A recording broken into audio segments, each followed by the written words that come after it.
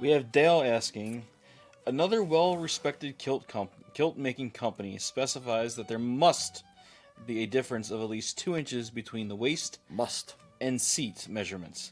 Can you explain why they might require this?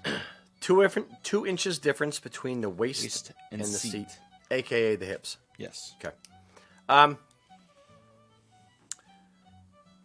Probably because no matter how much of a cylinder you are built like, when you sit down, you still expand a little bit in the rear end. Your weight, your organs, your fat, it all shifts when you sit.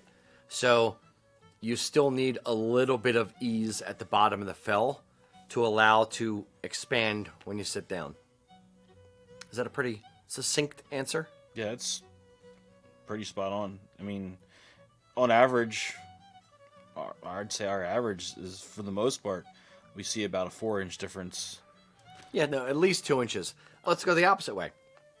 Let's say you have a 48-inch belly and a completely flat rear end, and you have a 44-inch hip. So your belly actually sticks out in the front, the old Dunlop disease.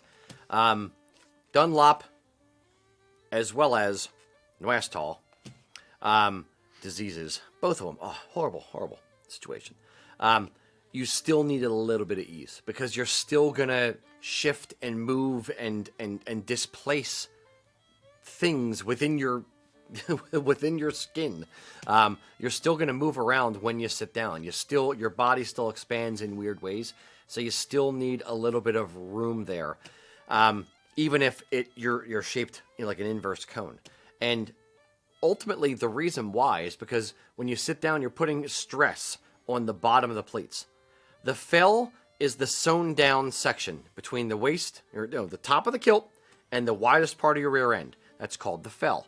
And when you sit, you're putting stress on the bottom of all of the sewn down sections. And if any of those are not, back tacked correctly, you're going to end up splitting it. So you want to make sure there's definitely enough, room to sit down and expand a little bit, because the more you expand, the more pressure you're going to put on there, and you're going to just pop the weakest seam. Does that make sense? Mm-hmm. Okay. Indeed.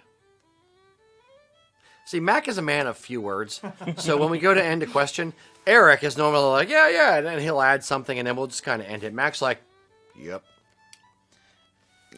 Here's how I'm going to end this one, Mac. You know how I'm going to end this one? Some cheese? With some cheese.